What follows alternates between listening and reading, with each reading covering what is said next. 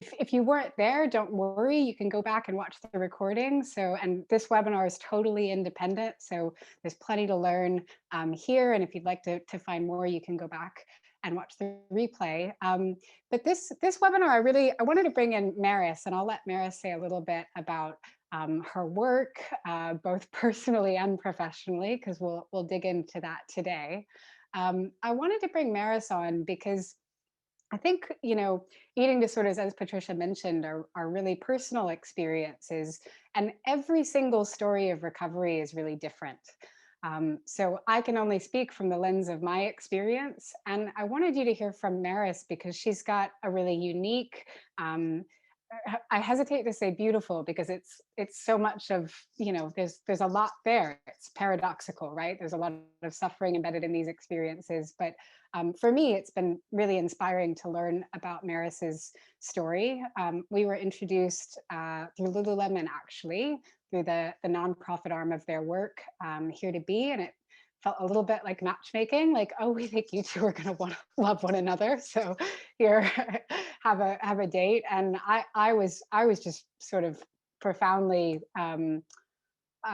surprised and inspired at how similar and close you can feel with someone who you've never met before. So that was my first experience of Maris, and I think you'll find that. I know when I listen to Maris's story, to me it calls up bits of my own experience in life, and I hope that happens for you in whatever we talk about today, in a way that more provokes insights than triggers. So we'll try to be as careful as we can around that. So I wanted to hear from Maris for that reason. But also Maris, another thing that strikes me is Maris has gone on to not only find her own journey in recovery, but has really, as I see it, turned some of the stuff that's come out of her experience into an opportunity for service, whatever you take that word to mean. So she really brings a unique lens around the importance of community and relationships and peer support, which is a really big part of what we do as yoga teachers. So I'm excited to talk to her today about that, and then can also speak to her experience, because we both found yoga tremendously helpful in eating disorder recovery. So as always, I hope this will be tremendously practically useful for you as yoga teachers. You get a window into someone's experience. So what might it feel like for someone in recovery or dealing with an eating disorder to land on the yoga mat? What are some of the things that can come up? How can you help as a teacher? And then maybe we can start to pinpoint what are the key mechanisms of support and healing that you can start to understand. So I've got lots of questions for Maris, but I do want to give Maris an opportunity to also introduce, I didn't introduce myself. I'm the founder and director of Eat, Breathe, Thrive. It's a nonprofit organization that that works to prevent and help people recover from eating disorders. And then I also sit as director of the UK arm of the Give Back Yoga Foundation, which is why I'm coming in from London. Maris, do you want to I'm going to ask you tons of questions about your life experience, but do you want to give your Reader's Digest bio, quick introduction? Sure, sure. And thank you so much for inviting me today, Chelsea. When you were talking about the first time we met, it really warmed my heart because it was totally matchmaking. I was going to Vancouver for other reasons, and Lululemon was like, "Wait, have you met Chelsea? Come a week earlier and hang out with Chelsea for a week. She's doing a training." And it just felt very special. And I feel really grateful to now get to talk to you a little bit more and share a little bit more about how yoga has been really helpful for me. But for folks who we haven't met yet, my name is Maris Degener. I feel like I say was now a yoga teacher. I'm not so much teaching yoga asana anymore, but I feel like yoga's philosophies and teachings are so embedded in my life now that they just come through in everything that I do. So now I spend most of my time being a peer mentor for folks experiencing eating disorder recovery. I work for Equip Health, which is providing eating disorder treatment virtually. We planned that way before COVID, but just so happens that's a thing now. And I feel really lucky now to get to talk about how full recovery is possible, but also talk about how peer mentorship is really integral to that whole process of healing. And like you said, Chelsea, yoga is such an important part of that community, and yoga probably is one of the biggest reasons that I feel like I'm able to do this work today. So very excited to dig in more. Okay, and with that said, I'm going to try to get out of the way and let you all get to know Maris. Um, Maris, and we're going to dig into the stuff. Maris is working for a really, really wonderful and cool organization called Equip. So I want to give, we'll touch back on that. But Maris, let's start. If we go back, I mean, we will talk today about how yoga can be helpful, but it might also be helpful to frame, what your experience of an eating disorder was like as well, not with details or anything, but what wasn't planning to ask this question this way, but what's coming to mind is, can you say a little bit about the experience that led you to a yoga practice, and maybe, what was that experience like? And then how did yoga get involved? Yeah, absolutely. It's very hard to not say like everything in my childhood led to me finding yoga. But I'm someone who experienced a lot of mental health challenges from a very young age. Experienced things like anxiety and depression, and this all happened in this bubble of a small community and a family that was not very well versed in mental health challenges or talking openly about them. So I kind of grew up in this space of not fully understanding what I was experiencing, still feeling somewhat different than my peers, because although I'm sure many more were experiencing mental health challenges, we just weren't talking about it. And by the time I started to enter high school, my freshman year, it just culminated in an eating disorder. Lots of things were happening in my life, and it just came out in the form of anorexia nervosa. And my family basically threw up their hands and were like, "We have no idea what's going on here." And they took me to just like my general practitioner, who also threw up his hands and was like, "I don't know anything about eating disorders," which is a very common issue. And eventually I was kind of referred out and out and out. And throughout all this time, I was still doing not very well. And eventually I ended up at Stanford, hospitalized, just because my body was not really in a stable spot by that point. And that was the biggest wake up call, I think, for my family, because up until this point, mental health was framed as this thing that's all up in your head, doesn't have any big effects on your life. It's just something you're supposed to grin and get over. And I think it was the first time where everything was really put into context and laid out in front of us. And it was also a very public thing, right? All of a sudden, people were asking, like, what's going on with Maris? Why is she in the hospital? Why is she not at school? And to be able to say that it was a mental health challenge that happened to have physical effects, it started to open up new conversations within our community.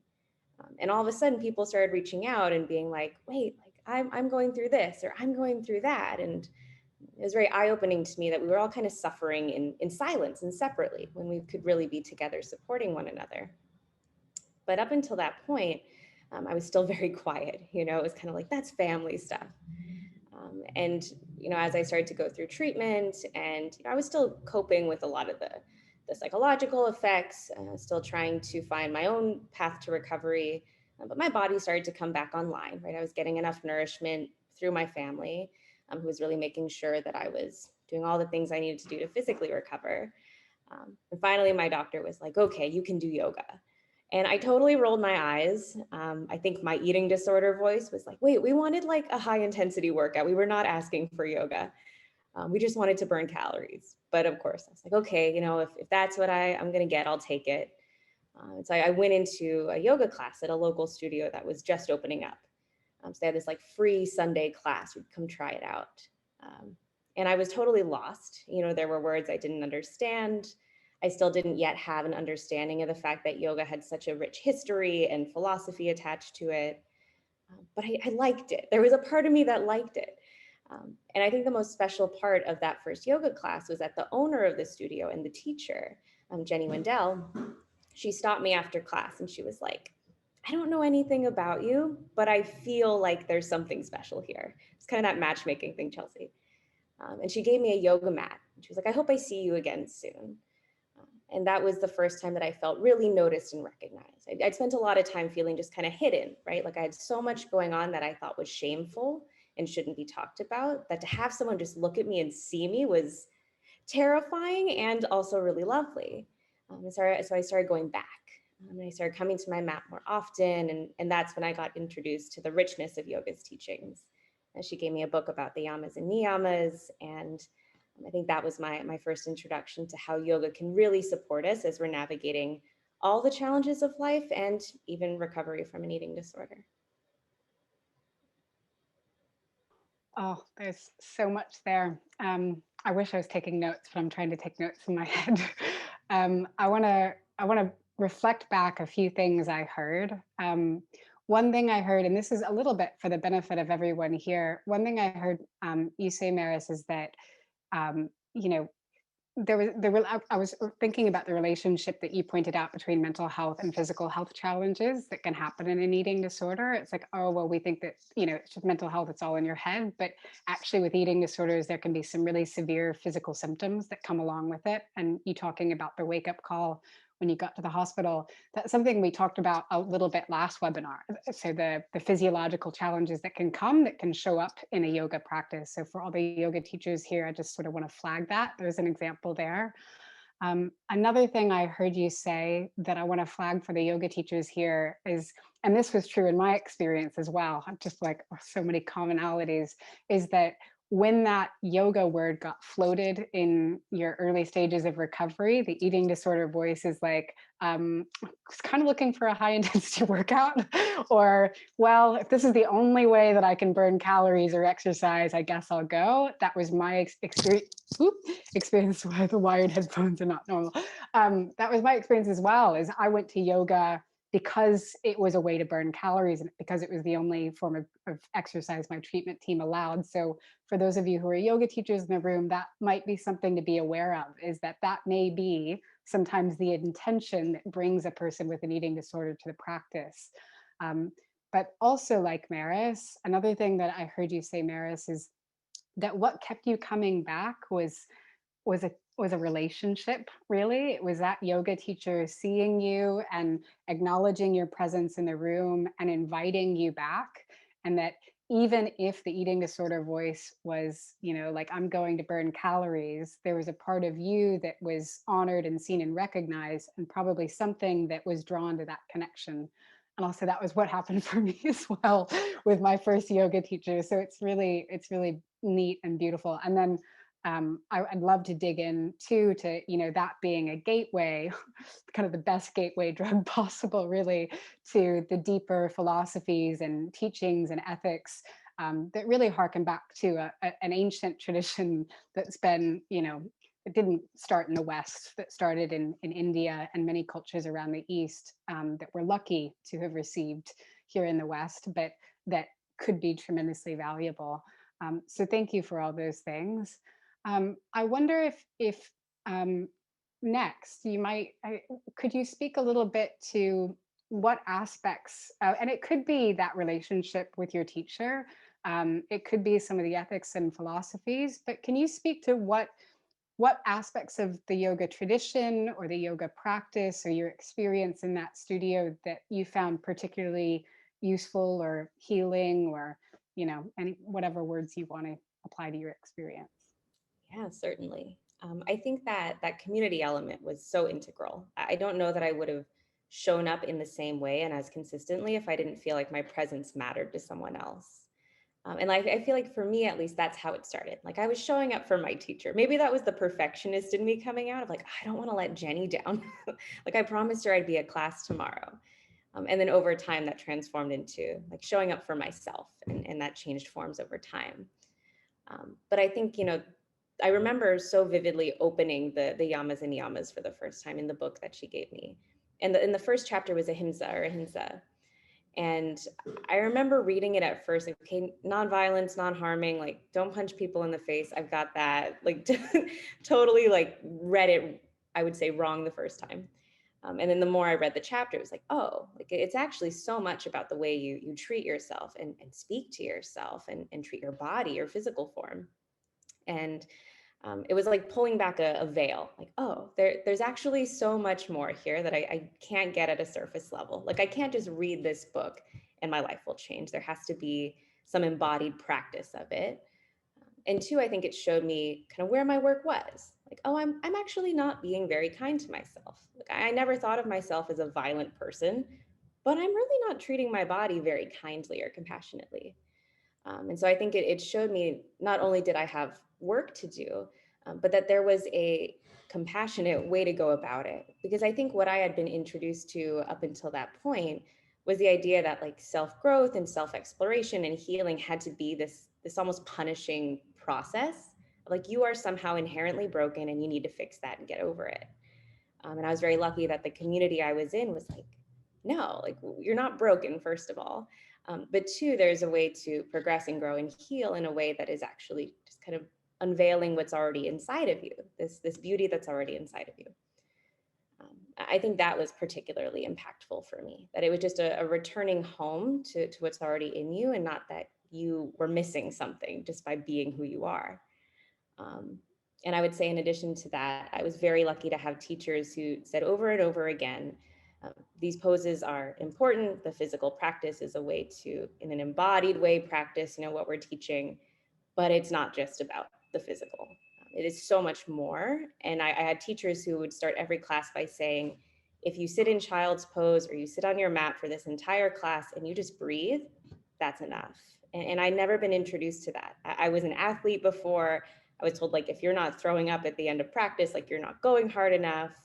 And just to have that gentleness really be allowed and encouraged, and even to show that it could be a growing edge for people like me who are like, go, go, go. Like sitting still was hard for me. I think that was really impactful. And it reconnected me to my body in a new way. I felt very disconnected from my body, very disconnected from the signals it was giving me. Like when people talked about eating intuitively, I was like, I don't even think I could do that yet. Like first I need to know how to listen to my body. It's not talking right now.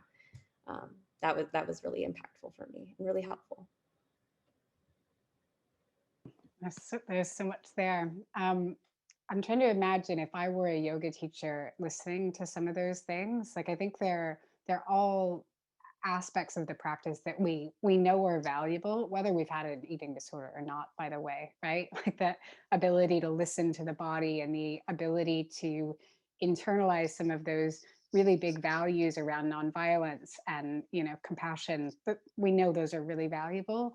But I'm imagining, I know from the Q&A we had the last time that there's a lot of yoga teachers here that are having students come to their classes and they're going, yeah, I'm pretty sure he or she or they are struggling with something. And I have an intuition that it might be an eating disorder, but I'm not sure. Or, some of them may have started to build those relationships that you're talking about you had with the community in your yoga studio, and they might actually know for sure because the person's talked about it. Do you have any ideas either from, I know that you've incorporated yoga into your work at Equip within some of the peer mentoring. And I know that probably there were lots of things that worked and didn't work, which we'll talk about a little bit more later. But do you have any practical suggestions for how yoga teachers might incorporate some of those mechanisms or aspects that we know can be so healing? Like the questions I get a lot are, what poses are good for eating disorders, or what should I say, what's the language I should use? I'm going to pass that to you because I always find a hard time answering it. Yeah, great question. And this question, it calls me to reflect on times where I've had very positive experiences in a yoga class and times where maybe not so helpful, right? I think so much, it's front and center language. I was very lucky to be taught by teachers who assign no hierarchy to poses.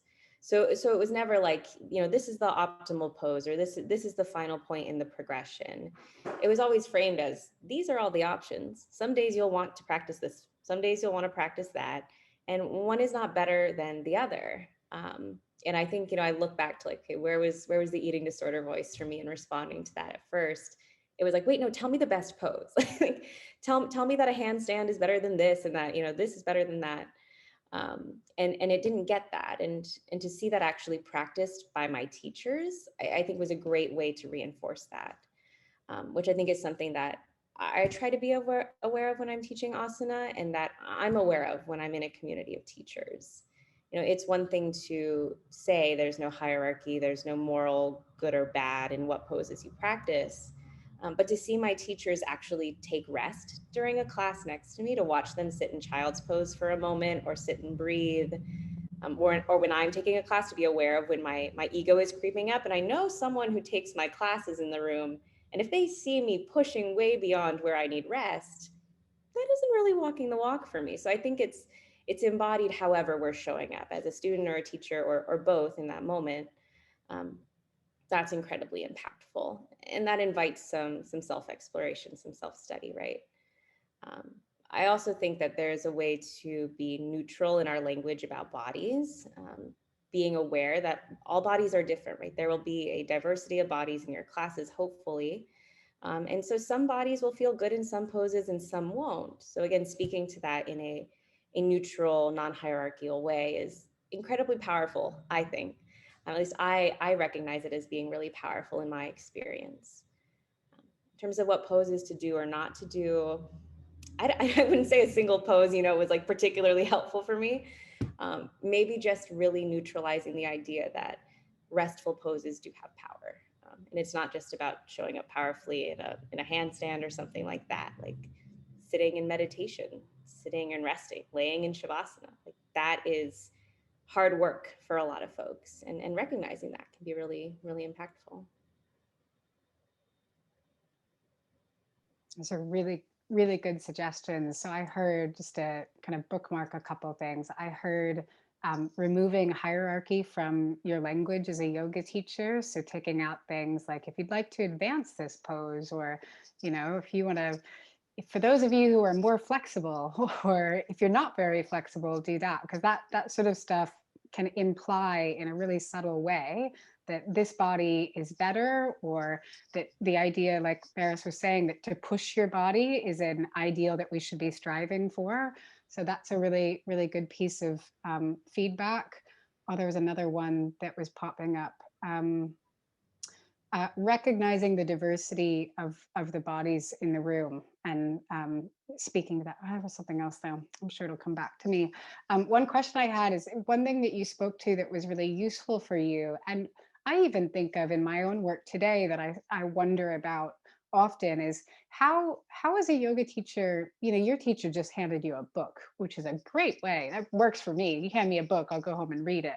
But how do you have any ideas around how to subtly incorporate some of those teachings and practices and ethics and values that have been so valuable in your own experience, recognizing what you said, which is that a lot of people with eating disorders arrive on the mat and really want to burn calories and are a little bit anxious and are like, okay, let's get to the hard pose. Do you have any ideas about subtle ways to slip those more healing aspects of the practice and tradition into class?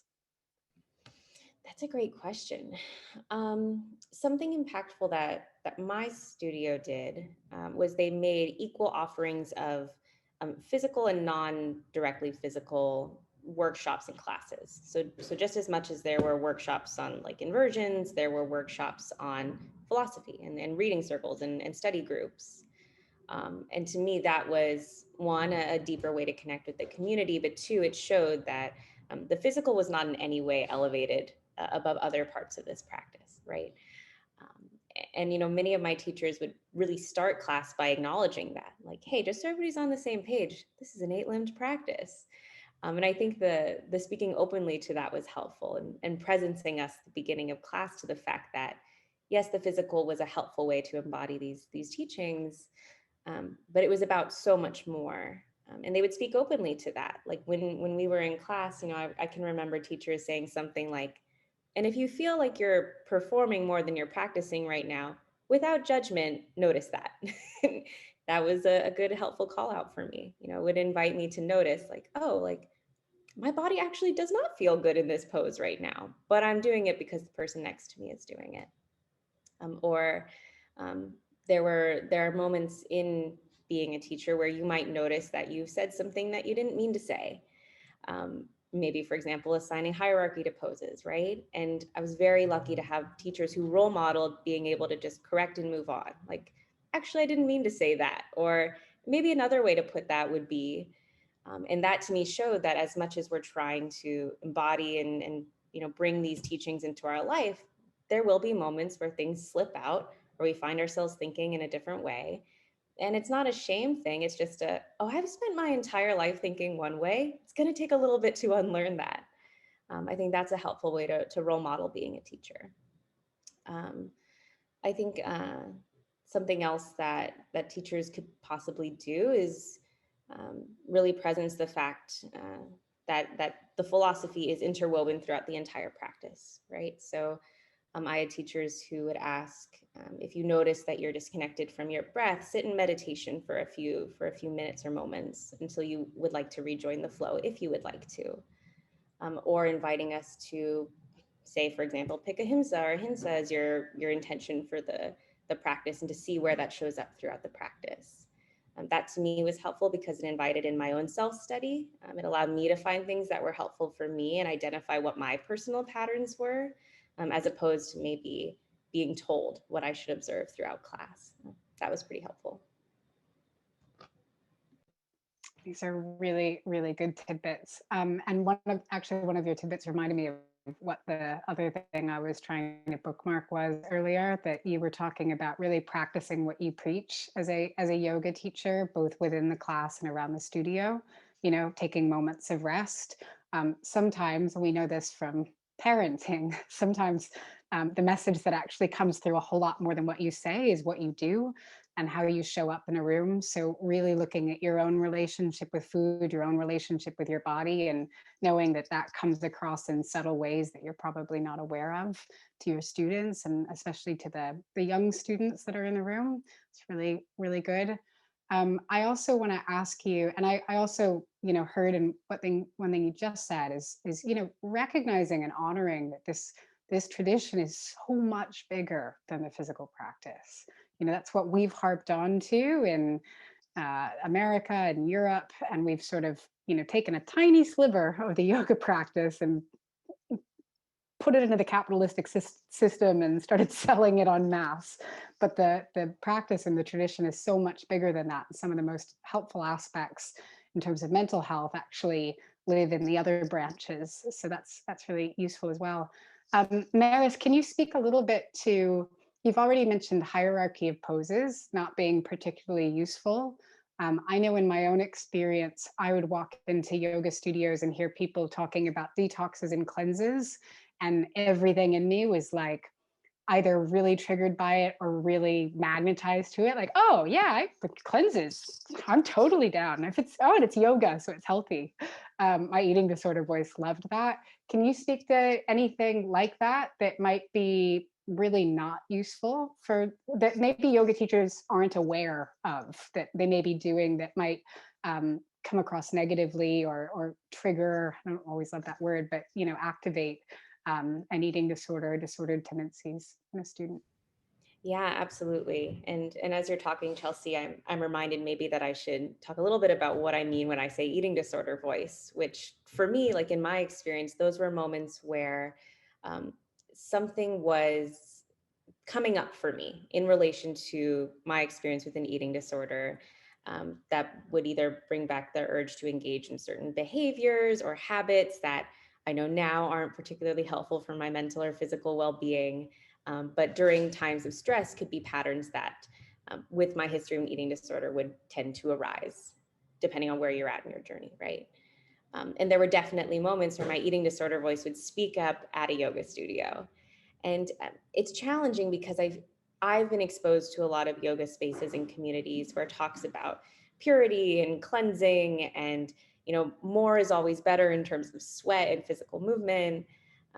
It's just very normalized, and it's often elevated in a certain way. Like it's such a quick topic of conversation where it's like, oh, like I'm being so good, I'm doing a juice cleanse, or I'm being so bad, I ate such and such yesterday. Um, and it can be challenging to disengage from that if you're in a fresh spot in your recovery, or if you've just experienced diet culture in your life, right? Um, and so I think it's something we can be mindful of if we are teachers or students in a space, right? It goes back to leading by example, choosing not to engage in talking about that in spaces, choosing not to invite in certain workshops, or like vendors necessarily. A lot of like juice vendors show up at yoga studios, right? And it's, again, not to assign good or bad, but maybe it's more just about balancing. As much as we talk about integrating in more fruits and vegetables, like Do we talk about the pleasure and joy of like sharing a cake with someone? I think being able to normalize and neutralize the way we talk about these things and how they integrate into a healthy, holistic, whole-bodied experience is a good thing to talk about it in a neutral way.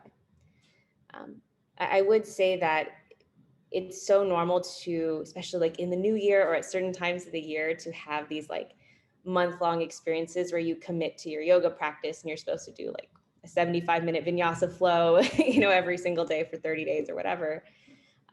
I think there is a way to establish things like accountability and community in a way that is more compassionate to maybe folks who've had a really challenging relationship with their bodies, exercise, food. Things like integrating in meditation and making that fully equal to an asana practice. Things like having a book group or a study group fully equal to an asana practice. And maybe just encouraging people to reflect on what healthy means to them, right? And hopefully in that, talking about all the things that are important to health, including like an example that comes to mind is like connection to culture. Like when I was in my eating disorder, I was not eating the tortillas and beans that my mom and her family makes and enjoys, right? And so like that cultural connection is extremely valuable to our health. And that's something we can talk about in a yoga space, or we can talk about social connections, or we can talk about service, which I'm sure will come up in, in our time talking together, Chelsea. But there's many other ways to embody well-being, very different from a juice cleanse or something like that. Yeah, I was just reflecting as you were speaking, especially around, the 30-day yoga practices and commitments, which really can be so valuable. I usually go to the meditation ones, to be honest, because that's my practice these days. But it can be really valuable to have a community of people practicing together that have made a commitment, that are, encouraging one another. But I was reflecting on how in the West, and I hate the word the West, but at least in America, Europe, we've kind of globbed on to we've I think we've overvalued the part of the practice that's around modification of the body. And I think sometimes we're not aware of how that's actually a reflection of our cultural values, or at least the cultural kind of tides in which we swim in, that really say fixing and changing your body, cleansing your body, exercising, cleaning up your food, and having a more performative, as you were mentioning earlier, expression of yourself that meets these cultural ideas is valuable, and not really looking at the parts of the practice that have a whole lot more to do with your internal relationship with yourself, and all of that. So I love that you shared that, Maris. I'm aware that we're going to try to do questions. We're going to try to do 20 minutes for questions. So if you're having questions pop up, drop them into the Q&A. And I really wanted Maris to give you at least a few minutes to speak about your role these days as a peer mentor at Equip, but also, I think for many people, they might see peer mentorship and yoga as really different, or they might not even know what peer mentorship means. Can you speak a little bit to the relationship between those things? What role does mentorship play in recovery? What role does having a community of people that aren't necessarily treatment providers, but just, fellow humans play in recovery? And how does that show up in yoga communities and the yoga practice? Yeah, absolutely. So peer mentorship. So when I was first diagnosed with an eating disorder, first embarking on my treatment recovery journey, I only knew other people who were still currently really experiencing an eating disorder, really in the thick of it. I didn't know anybody who role modeled to me that recovery was actually possible. And I was told a lot this narrative that it'll never really get better. Like maybe it'll get a little bit better. Maybe you'll get better at ignoring the eating disorder voice, but it'll never really go away. Maybe it'll get better for a little bit, but it's always going to come back. Those are the narratives I was really told. And so it almost put like a cap on what I was striving for. It didn't allow me to see beyond that there actually was so much more available to me in terms of healing and recovery, and having the eating disorder voice really not be a part of my life anymore, right? And so as I started going through my yoga experience, I actually started to meet people who were fully recovered, and would talk openly about that. Even people like you, Chelsea, who would talk about this idea that there actually is this really great potential for not having an eating disorder always be a part of your life. And at first, that kind of like blew my mind, made me question a lot of things, made me look at myself a little bit deeper, made me look at my experience a little bit deeper. And then it gave me so much hope. You know, it scared me, and then it gave me a lot of hope. And as that unlocked more and more doors for healing, it made me see just how important storytelling is, right? And that was really what it boiled down to for me. I had nobody telling me stories of healing at first. And so that led me onto my own journey of figuring out how I wanted to tell my story. And that ended up being in the form of a documentary, which actually led to me meeting Christina Saffron, who maybe folks have heard of, but she had a nonprofit called Project Heal that was focused on helping people raise funding to access eating disorder treatment, because it's very expensive and inaccessible. And I met her and we talked about full recovery. And she also talked about this idea of building a life worth living, which is the idea that, you know, treatment can take up a lot of our lives. You know, recovering from an eating disorder can be a full-time job. And to have something that we're building just outside of our treatment team can actually give us a lot of hope and motivation to recover. Like, why am I doing all this hard work to heal my relationship with food and my body? Oh, it's because I want to be able to go enjoy time with my yoga friends. You know, that's the life I was building, right? Or I want to, you know, have the ability to be a yoga teacher and feel really centered and grounded that I'm in a well enough space to do that. Um, and so I think that's where peer mentorship can interact with the yoga space or any other space that you're involved in. It's that building a life that you're excited about, building things that you're excited about can be extremely helpful to the recovery process. Because we know, if we know one thing about eating disorder recovery, it's hard work. And anytime that we're doing something really hard that can sometimes feel discouraging, it's helpful to have something motivating to reflect back on, to have a why, essentially. And so, you know, later, you know, down the line, Christina and some other folks have now built Equip, which offers eating disorder care fully virtually. It's basically an outpatient program. And an integral part of what we offer is a peer mentor. Every single person who gets care with us gets assigned someone who is in full recovery, who can talk really openly and honestly about everything, essentially, to be able to say, like, I remember when that happened, or I remember when something similar happened. It was so hard, and it was worth it, and it's possible, and here's some coping skills that were helpful for me, right? And also something else I really love about the peer mentor is they're this person who you can ask really awkward questions to that no one else would understand. Like, hey, how did you buy jeans again for the first time? Or like, maybe for folks who've experienced yoga as part of their journey, like, what did you do when you went to your first yoga class and you just were looking at all the bodies in the room and not at all centered in your practice? To have someone who can talk to that from a lived experience standpoint is incredibly valuable. So for maybe people who are here today, who are yoga teachers or yoga practitioners, sharing your story in an empowered way can make a huge difference in someone's experience, whether or not you have this like formal mentoring relationship with them. If you are, to whatever extent is comfortable for you, openly living your life of recovery and what that means for you, you have no idea how much that can impact people's experiences and just how powerful it can be. And to me, that's what peer mentorship is really about, just storytelling. Oh, I love it. Yeah, we're going to go to questions, but I'll just harp on two things. I mean, every time I talk to Maris, I'm like, oh my gosh, I just agree so much. But I'm going to show you where you can connect with us, and we'll do questions. But two things I wanted to mention that stuck out to me is one, you know, one of the issues with our mental health system is that we surround sick people with more sick people. I had that experience as well of I was surrounded by people that had been struggling with an eating disorder their entire life. And so the only thing I knew to be possible for me was something similar.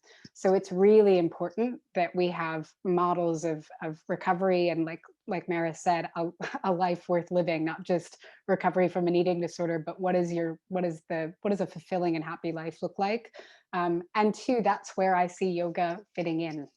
That's where you as yoga teachers can really make a huge difference. Peer mentorship isn't something outside the yoga class. It's you being a real, vulnerable, authentic person, whether you've had an eating disorder or not, and being somebody that's like, yeah, I'm a human. I've struggled. It's been really hard at moments, and this is how this practice has transformed my life. That's where you're in a really powerful position.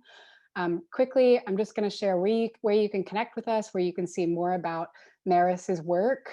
She mentioned, I'm going to do present mode. She mentioned, oh, I'll do mine first and then I'll show Maris's. The nonprofit I run is Eat, Breathe, Thrive. You can go to eatbreathethrive.org. We've got courses for people with eating disorders. We have courses for yoga teachers. We have courses for mental health professionals. Everything's online thanks to COVID. And I just got back on Instagram, which is, I feel ambivalent about some days, but it lets me keep up with Maris, so that's a great thing. So you'll see lots of pictures of me in a camper van and yoga occasionally. So Maris's information is here. You've got her personal website, which has got some really incredible writing. I went and stalked Maris's personal website before this webinar. You've got a Quip, which if you're interested in treatment is really mind-blowingly cool treatment program. They're really shaking up the yoga or the eating disorder world. And then Maris is also on Instagram and has it. I'm like, how did she did an Instagram story? And I'm like, how did she do this? Gosh, she could teach me skills. She's got it down. And then I meant to share this last time, but we have an immersion coming up, and my lovely staff member Sam set up a code for all Yoga Alliance members to take it for $100 off. So I'll be teaching that. It's all online, March 26th through 28th. It's just a full yoga curriculum for really any food and body image issues. It's really for humans. We focus on, everything under that eating disorder spectrum, but I would love to see you. And it's usually a nice small group, like 10 to 20 people. So famous last words. I bet you after it won't Yoga be this Alliance. time, Chelsea. Yeah, I know, it's like famous last words, but it will be direct connection. And so I'd get to see you in more than a webinar format. So that'll be attached to our slides after, and then I'm going to get out of the way so that we can hear some of your questions. Thank you both for such an interesting conversation. We do have a lot of questions in the Q&A, and I've got a bunch in my head. What I'm going to do is, for the most part, instead of actually reading word for word what folks have said, I'm going to kind of put their questions together into themes. So, and here's where I'm going to start. A couple of questions related to gender. And Chelsea and I talked very briefly about this during the first week. And I just want to recognize there's only so much that 3 people who identify as women will be able to say about this. And there's a lot that 3 people who identify as women can say about this. And that is that, eating disorders don't only affect people who are born into bodies that are identified as female, right? Definitely impacts folks who are male, folks who are trans, folks who are non-binary. So the question is, from both a perspective of the teacher and the student, do either of you have anything to offer based on your experience? Either if a person who identifies as male is the person who's struggling with the eating disorder, or if you are a male teacher, or have seen particularly talented male teachers who know how to address this in a class of different bodies. Does that sort of make sense? You're both nodding your heads, so I feel like you definitely have something to add. So I'll throw it out there. You're passing it to me. Okay. So Chelsea, when you do that, it just looks like you're pointing out the window. Oh, okay. Just you gotta love the Zoom. I mean, I'll let Maris go. Go ahead, I'll be Maris. back for a Q&A, but you go first, Maris. I just want to acknowledge this is a wonderful question, and I appreciate the kind of caveat that I am and identify as a cisgender woman, so that's so much the experience I can offer, right? But I think however you identify, however you show up in this world, there are beauty norms, standards for how you quote unquote should or shouldn't look like. And that is a heavy experience on anyone, and can even be more challenging based off of who you are and what your experience is. So holding space for that equally, right? And maybe where teachers can come in is, it is impactful and it is meaningful to everyone's experience to do things like introducing your pronouns. If you're teaching virtually, putting your pronouns on your Zoom name, like we've done here, really calling that into the spaces, that might be something that is really meaningful to folks in your class. And that's something I had to learn. I did not know that early on in my teaching experience, and to see how meaningful that can be. It's something small that we can do that has a big impact. And to know that there are resources out there that you can direct folks to if they do open up to you about having a particular experience or challenge in their lives. One that I would want to name is Fed Up. They recently rebranded to Fed Up, FED-up. It's a collective of folks who identify as trans or non-binary, and they speak a lot about that experience in relation to eating disorders, and they integrate things like movement and how that can be helpful. I think that's the extent of what I feel like I can say from my experience. But Chelsea, do you have any other thoughts? I'll keep it really brief so there's more time for other questions. I completely agree with Maris. I would just point out that actually the research we have, eating disorders have a much higher prevalence and the only studies that have been done that I've seen have been on the trans population, not on non-binary yet, but just know that actually rates are much higher because you're dealing with a body that doesn't fit what, society recognizes. So that's not surprising. The other thing I'll point out is, not just with the gender identity spectrum or the gender expression spectrum, but really thinking about who you have in leadership at your studio, really thinking about who's teaching yoga.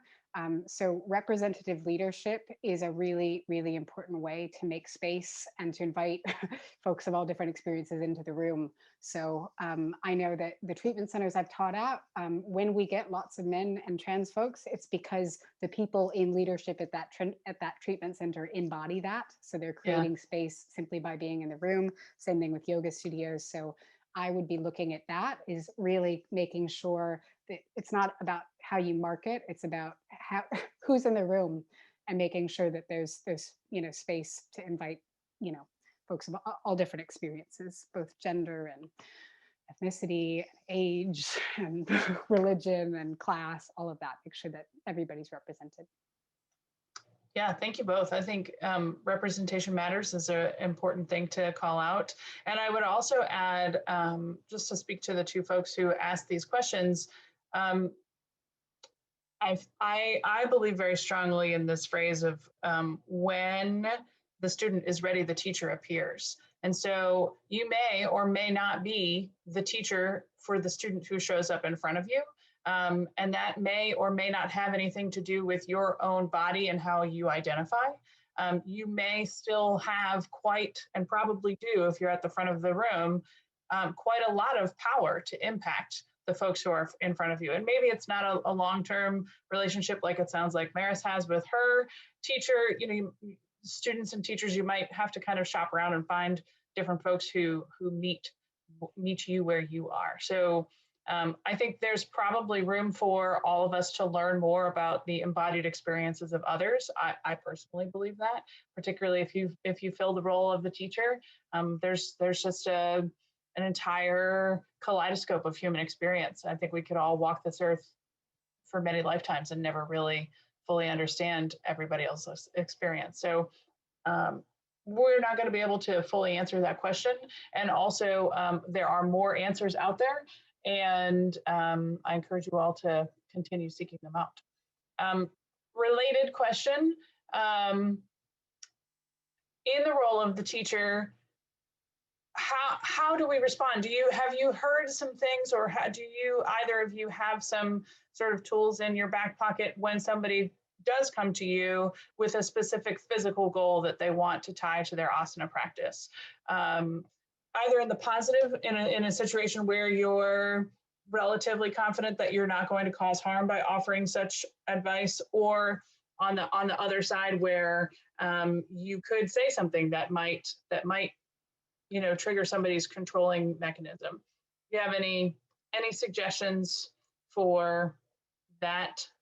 I'll borrow an English phrase, sticky wicket. If I'm understanding the question correctly, I think usually the avenue I've taken is to kind of reflect on when I first landed on my mat. And I was lucky enough that I had teachers who did not judge me for having, my eating disorder voice be like, this is a way to burn calories, and that's why I'm at your class. They just consistently held true to the values they were teaching in their space, right? They stuck to the philosophy, the teachings, speaking neutrally about poses. And they led by example without ever making me feel ashamed for having those negative feelings towards my body and wanting to change my body. Because them saying, don't feel that way, was not going to change the way I felt about my body, but them allowing me to consistently show up, to consistently have access to the teachings and have access to their insights. That's what allowed me to shift my relationship with my body over time. So I guess in some ways it comes back to leading by example, speaking honestly about why yoga is meaningful to you. Like I'll openly share with people who come to classes I teach that yoga is not something I do to try to change the shape or appearance of my body, without judgment on other people's experiences. I think that's a way that teachers can role model that. I don't have much to add to that. I couldn't agree more. I think it's really important to listen actively without judging, because that's just that rapport and relationship you have with a student is critical, as we heard in Maris's experience. So you want to be careful not to be like, well, that's not what yoga is about. So how can you listen actively without adding fuel to it? And I think the best way to do it, as Maris said, is to be you. Do you, and it comes across. I'm ridiculously direct and some self-disclosing appropriately, but say like, I got to be honest with you, that's not been a pretty, it's not been part of my experience. But then again, I showed up, on yoga after having a really severe eating disorder. So it's not how I approach the practice, but I hear where you're coming from, and it depends. Do they want to do a handstand, or do they want to lose 10 pounds? How I respond to it is really different. But I think it's really critical what Mara said about not negating it, because you'll lose rapport, which is actually one of the most useful things that you can have with a student in this situation. So lots more very specific questions in the Q&A, and for the benefit of the audience, what I will do is take all these questions and send them to both Maris and Chelsea. So we are not going to get to all of them today. I apologize for that, and appreciate your engagement. But I think we'll sort of finish here. Maris, when I was listening to you speak about how you came to the mat, I was curious about a few things. One, you probably won't know the answer to this, but I wondered if your doctors knew what they were doing when they recommended yoga, or they just had this perception that it's gentle and you might not cause harm to yourself. Like I said, you don't have to answer that question. I'm more interested to know if you remember the process by which you chose the studio where you practiced. Did you go to a few different studios? Did somebody recommend it to you? Were there words that the folks used to encourage you and make you feel like it was a welcoming space? Would you say more about that? Yeah, certainly. I'm pretty sure my doctors were just like, it's gentle and we think it's relaxing. Sounds good. Right, yes. And I think maybe they like the idea of it being like an in-person thing where I was in some way being supervised. I don't know. Whole separate conversation about whether or not medical doctors know what yoga is all about. That's a whole separate conversation. But yeah, I think it was just kind of a very lucky transition into yoga for me, and from that perspective. In finding a studio to practice at, it just so happened the studio was opening. And I think something was appealing in the fact that they had a free class I could try. But something was also appealing in the fact that it was a small local studio. The teacher herself opened the studio because yoga had been very helpful for her in overcoming certain challenges in her life. So I think I remember reading a bit about her story and why sharing yoga was impactful for her. And I think that goes back to the leadership component, who is leading this studio, and what is their connection to yoga? How is yoga being taught? That will all affect, I think, your experience in the studio itself. Yeah. What about you, Chelsea? You have something to add on that front? I do, because I similar to Maris, I think the reason I went to this, I had two reasons for going to the studio that I went to. One is that back then she had a 10 classes for $10 offer, and I was like, I know, talk about service. So that really attracted me. And I will say a lot of folks that are dealing with eating disorders, especially in the US, are also dealing with financial accessibility issues. So making sure you've got community classes on schedule is pretty key.